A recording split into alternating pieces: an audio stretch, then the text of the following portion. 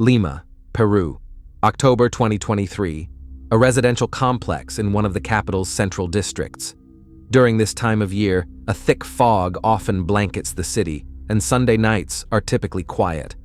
On Sunday, October 8th, that silence is shattered at 10:30 p.m. In a narrow service passage along the side of a high-rise apartment building, relatives of 33-year-old Gloria find her body on the pavement. The woman shows no signs of life. Responding officers from emergency services secure the scene and document the position of the body. Gloria is lying directly beneath a light well, a so-called tragaluz, which runs through every floor of the building. Her passing was the result of a fall from a significant height. Gloria's apartment, which she shared with her husband, Rafael Urdaneta, is located on the 8th floor. Preliminary data suggests this is where the fall occurred. Rafael Urdaneta provided investigators with his version of events.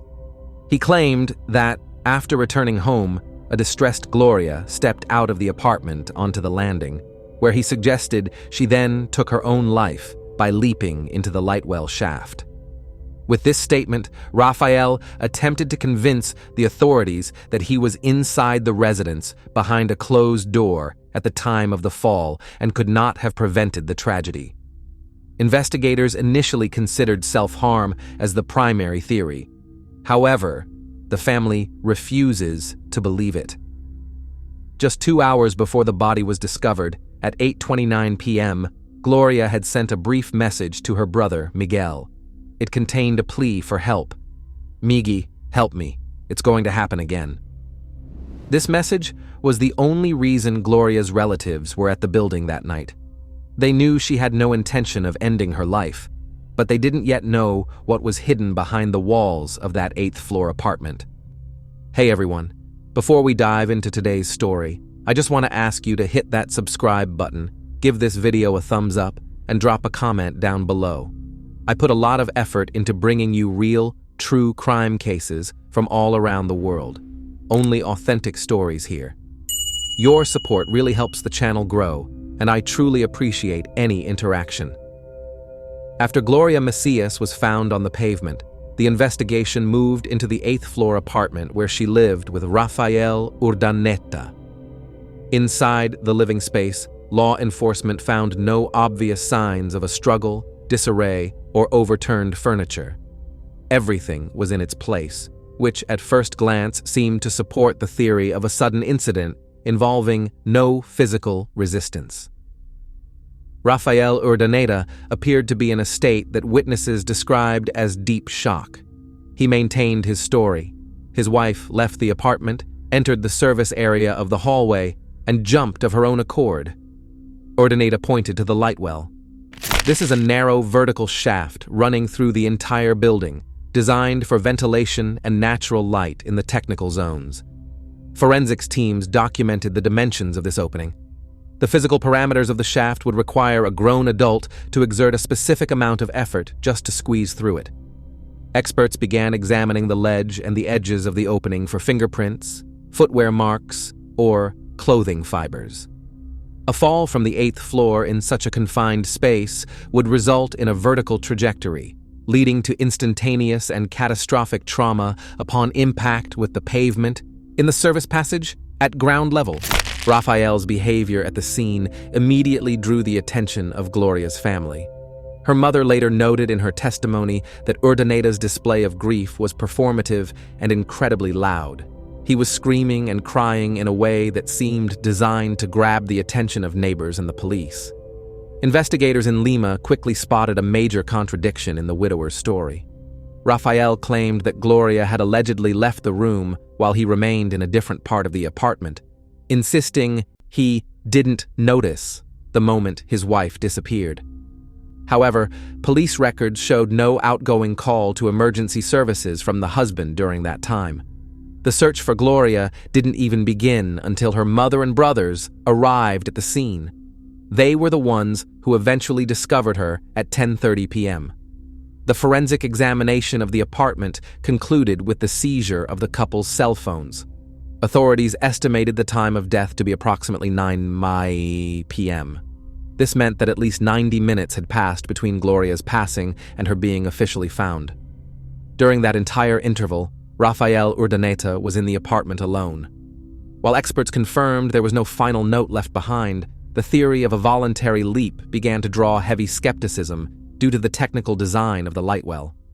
For a person of Gloria's physical build to pass through such a narrow opening, it would have required either an extremely specific body orientation or some form of external force.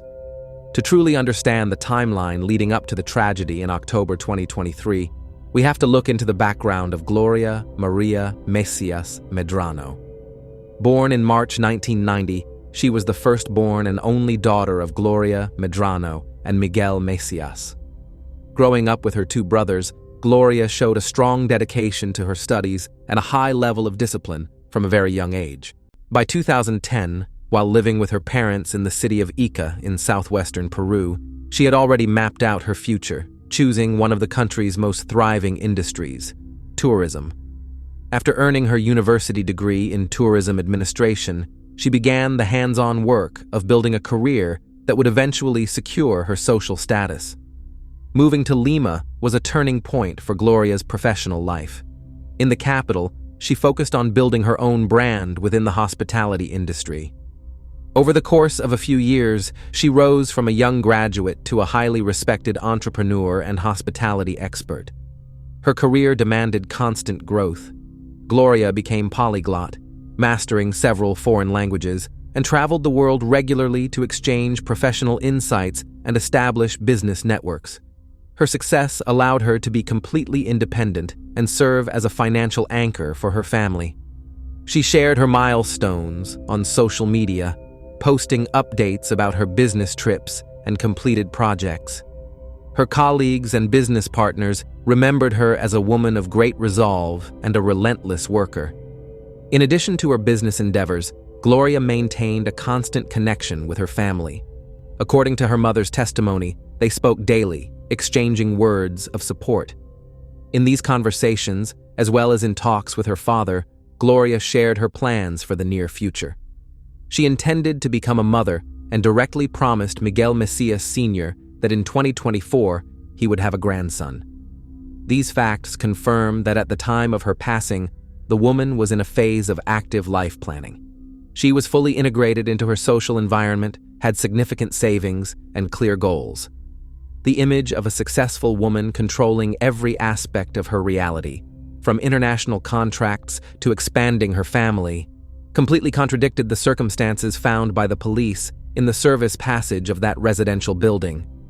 To understand the events of that night, it is necessary to rewind 13 years to when the story of Gloria Mesias and Rafael Urdaneta was just beginning. In 2010, in the city of Ica, located in southwestern Peru, Gloria was still living in her parents' home, just starting her studies in tourism administration. Rafael Alejandro Urdaneta Alvarez, an immigrant from Venezuela, presented himself as an aspiring musician and vocalist, seeking recognition on the Peruvian scene. After they met, a relationship began that would unfold over the next 9 years before the eyes of the Mesias family. Gloria's parents and brothers quickly accepted Rafael into their circle. He was treated like a son and a brother. The mother of the deceased, Gloria Medrano, later indicated to the investigation that Rafael's character did not seem entirely sincere to her, but she decided not to voice her doubts so as not to interfere with her daughter's plans. In early 2019, the couple decided to officially formalize their union. On January 6th, they registered a civil marriage, and 6 days later, on January 12th, they held a religious wedding ceremony. Immediately after the wedding festivities, Rafael and Gloria moved to Lima. The move to the capital was driven by the search for career growth opportunities. Gloria saw prospects for developing her hospitality business, while Rafael counted on a wider audience for his musical ambitions. In Lima, they rented an apartment in the high-rise building that would later become the site of the tragedy. During this period, Rafael focused exclusively on his creative work, while Gloria took on the functions of the main organizer of family life and financial planning. Throughout 4 years of living in the capital, the spouses actively maintained the image of a harmonious couple. This facade was projected through social media and public behavior. On Gloria's accounts, joint photos from travels regularly appeared, and Raphael published recordings of romantic songs, officially dedicating them to his wife. Gloria provided direct support to her husband in his activities, participating in the filming of his music video. In public appearances, they always demonstrated physical closeness. Surveillance footage and witness statements confirm that the pair often held hands and exchanged signs of affection. Even on the day of Gloria's passing, October 8, 2023, an elevator camera at 6:44 p.m. captured the couple hugging and kissing before leaving the building. Those around them perceived their marriage as a union based on mutual support and stability. However, behind this visual shell lay the husband's heavy economic dependence on his wife and Gloria's growing dissatisfaction with the actual state of affairs within the family. The internal structure of the marriage after the move to Lima was built upon the total financial dominance of Gloria Messias. While her career in tourism administration and the hotel industry showed consistent growth, the professional activities of Raphael Urdaneta remained in a state of stagnation. During the investigation, it was established that the family's primary source of income was derived exclusively from Gloria's business projects. Her status as a high-demand professional and her knowledge of multiple languages allowed her not only to pay for an apartment in a prestigious neighborhood, but also to fully provide for her husband's daily needs. Raphael Urdaneta continued his attempts to find success as a singer. However, this work was only sporadic. His performances took place in late-night bars and dance clubs, and the earnings were minimal. The money he brought in wasn't even enough to cover his own personal expenses, let alone contribute to the joint budget. Consequently, Gloria Messias took on the role of the sole financier for all of her husband's pursuits. She paid for the production of his music, studio time, and the purchase of necessary equipment.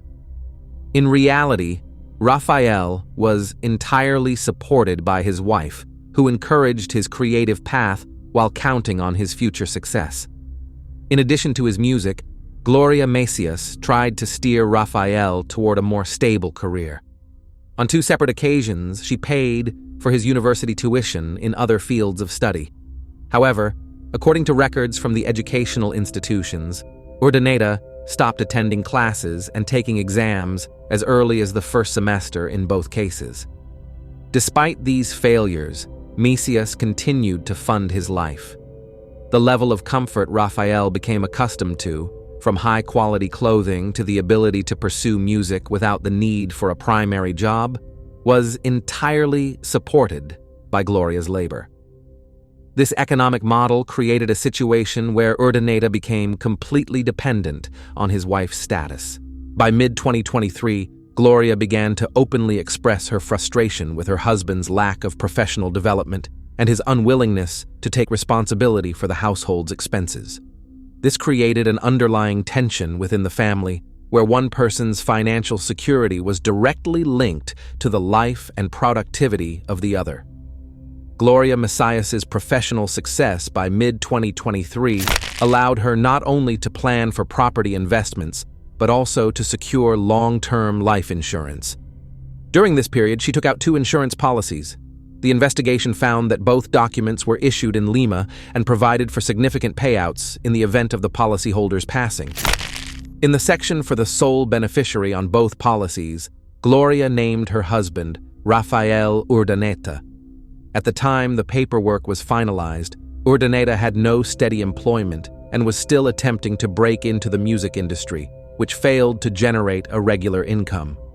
Gloria's relatives noted in their testimony that she justified this decision as a way to look out for her husband's future. According to the Messias family, Gloria realized that Raphael Urdaneta was entirely dependent on her earnings and had no savings of his own. The insurance was meant to be a safety net for his financial stability in case of the unexpected. However, the Lima prosecutor's office reached a different conclusion when analyzing this fact. The existence of active insurance policies naming the husband as the beneficiary became the foundation for a theory of a profit-driven motive behind the crime. Investigators pointed out that the payouts from these policies could not only cover Raphael's current expenses, but also provide him with years of financial independence. As the relationship between the spouses began to deteriorate, being the sole recipient of the insurance payout changed everything for Urdaneta. In the event of a divorce, which Gloria had begun to consider, he would lose access to her resources, the rent, the funding for his music videos, and his daily living costs. His wife's passing while they were still legally married allowed him to claim a capital sum he could never have touched if the union were dissolved. In this way, legal documents intended for protection turned into key evidence against Rafael Urdaneta. The fact that these policies existed in his name gave investigators clarity regarding the benefit of the woman's passing. While Rafael continued to insist it was an accident, detectives noted that the financial gain from the tragedy was far beyond any income he had ever generated on his own. The insurance policies became tangible proof of the husband's interest in ensuring Gloria Mesias remained his legal spouse until the very moment of her passing. By late 2023, the outward perfection of the Mesias Urdaneta family no longer reflected reality. While joint photos and declarations of love continued to appear on social media, tension was boiling over inside the 8th-floor apartment. According to investigative records, Gloria had given Rafael Urdaneta an ultimatum. He had to earn a degree and find steady work to contribute to the family budget. His refusal to change a lifestyle entirely funded by his wife led to prolonged conflicts. Neighbors in the Lima residential complex began to report the sounds of loud arguments coming from the couple's apartment. During interviews, witnesses confirmed that family disputes had become a regular occurrence, revolving strictly around financial issues and Rafael's refusal to take responsibility for the household's upkeep. The situation reached its peak when Gloria Mesias informed her husband of her intent to end the marriage. The fact that she was preparing for a divorce is supported by the testimony of her close relatives and friends with whom she had shared her plans during her final months. Gloria no longer saw a future in a union where she served as the sole source of resources. For Rafael Urdaneta, his wife's decision to separate meant the immediate loss of all material comforts, from their high-end residence to the ability to maintain his music career without the need for a paycheck. Furthermore, a formal legal separation would strip him of his status as the legal heir and the beneficiary of those recently established insurance policies. By early October 2023, the conflict had moved beyond simple domestic disputes, becoming a genuine threat to Rafael's lifestyle. The investigation maintains that Gloria's intent to leave was the spark that ignited the events of October 8th. After the final services were held, Rafael Urdaneta's conduct became the subject of close observation by the Mesias family. On the day of Gloria's farewell, the Venezuelan musician stuck to a public image of a man shattered by a heavy loss. According to the mother of the deceased, Gloria Medrano, Rafael was vocal in his grief, weeping and shouting in front of those present to show a high level of emotional shock. However, as soon as the formal ceremonies were over, Urdaneta's behavior stopped reflecting that of a grieving widower. Rather than observing a time of mourning, he very quickly returned to his active work in the nightclubs and bars of Lima. Investigators and Gloria's family documented that Rafael Urdaneta had resumed his work as a vocalist. Social media began to fill with videos and advertisements for his shows, where he performed an upbeat entertainment program. The fact that a man who had been with a woman for 13 years and labeled her the love of his life could continue his usual lifestyle just weeks after her passing caused deep resentment within the Mesias family. Gloria's parents, who had looked upon him as a son for over a decade, noted a total lack of mourning in his day-to-day behavior. He was seen at public establishments and was busy promoting his musical projects as if the tragedy of October 8th had never happened. This blatant indifference became the deciding factor for the Mesias family, convincing them that Raphael was hiding the true circumstances of their daughter's passing. Relatives began to pressure Lima law enforcement, demanding the investigation be actively reopened. They pointed out that Gloria had no reason to resort to self-harm, while her husband's behavior appeared increasingly suspicious. Influenced by the family's statements and new revelations regarding the insurance policies, the investigation shifted its focus. While Rafael Urdaneta continued to perform on nightclub stages, detectives began the detailed collection of digital evidence. This period of apparent calm, during which the widower enjoyed his freedom and financial support from Gloria's savings, was actually a time of preparation for a full case review. Raphael's public smiles and composure were documented by investigators as indirect evidence of a psychological state inconsistent with the image of a victim of circumstance. To reconstruct a second-by-second timeline of the evening of October 8, 2023, Lima investigators examined a massive amount of data from the residential complex's surveillance cameras. The first significant fragment is dated at 6:44 p.m. At this time, Gloria Mesias and Rafael Urdaneta entered the elevator. The cameras captured physical contact between the spouses. They were hugging and kissing. Later, the couple left the building, still showing signs of closeness, walking out onto the street, holding hands. Rafael would later attempt to use this video footage as proof that there was no conflict and that their relationship was harmonious. The situation changed upon their return to the building, recorded approximately an hour after they had left. The footage showed a sharp shift in the distance between the husband and wife. Gloria Mesias entered the elevator first, without looking at her spouse. Based on her facial expressions and abrupt movements, investigators concluded there was an argument or serious dissatisfaction. Rafael Urdaneta followed behind at a distance, showing no visible interest in communicating. His gaze was directed away rather than toward his companion, a complete contrast to the footage from just an hour prior. Key evidence was obtained by analyzing recordings made around 9 o'clock in the evening, the exact time experts would later identify as the moment of Gloria's passing. An elevator camera captured Rafael alone.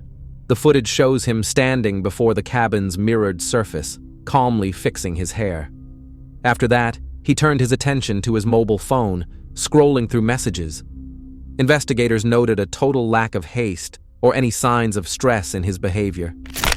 Exiting the elevator, Urdaneta proceeded toward a side exit leading to the building's service passage. Outdoor cameras confirmed his movement specifically to the area where the body would later be discovered.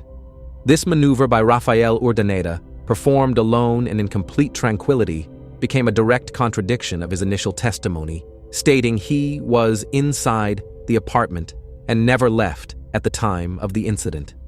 Thus, the digital witnesses captured not only a change in the atmosphere between the couple, but also the husband's cold-blooded movement to the site of Gloria's fall, before her relatives even learned of the tragedy. On October 8, 2023, at 8:29 p.m., just 31 minutes before the estimated time of her passing, Gloria Mesias made her final contact.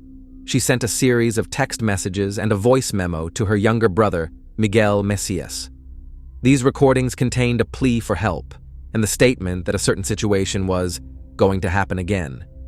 A linguistic and contextual analysis of this message, conducted by investigators, showed a complete lack of any signs of preparation for self-harm. Instead of parting words or final instructions, Gloria was documenting an immediate threat and requesting physical intervention from her relatives. Upon receiving the notifications, Miguel Mesias immediately contacted his father, Miguel Mesias Sr., who was outside of Lima at the time. Following this, the information was passed to her mother, Gloria Medrano. The family's reaction to Gloria's signals was instantaneous. The mother of the deceased headed to the residential complex, to check on her daughter's well-being. Upon arriving at the building, she found Rafael Urdaneta already outside, acting in a way that mimicked deep concern. Urdaneta informed Gloria's mother that his wife had supposedly left the apartment in an unknown direction and had stopped answering her phone calls. For the Lima prosecutor's office, the time frame from 8:29 p.m. to 9 p.m. became critical in reconstructing the events. Gloria Mesias's messages confirmed that at 8:29 p.m., she was in the midst of an active conflict and was seeking protection. The fact that Rafael Urdaneta did not initiate a call to emergency services himself, but instead waited for the relatives in the courtyard, was recorded as a piece of evidence pointing toward a staged scene. According to the investigation's findings, the urgent messages sent to her brother disrupted Urdaneta's original calculation for a long period without witnesses. The Mesias family appeared at the home much earlier than expected, which forced Rafael to begin the search for the body alongside them. The voice message, "Migi, help me," has been officially included in the case files as a document confirming a real threat to her life from the person present in the residence at that moment. The evening of October 8, 2023, became the fatal turning point in their marriage. In the apartment on the 8th floor, behind closed doors, a final conflict erupted. Gloria Mesias firmly informed Rafael Urdaneta that she intended to file for divorce. For him, this meant not only the collapse of the family unit, but also the total loss of access to her wealth and those insurance payouts. The investigation reconstructed the subsequent events minute by minute. Inside the residence was a narrow technical shaft window, the tragaluz. A biomechanical expert analysis confirmed it.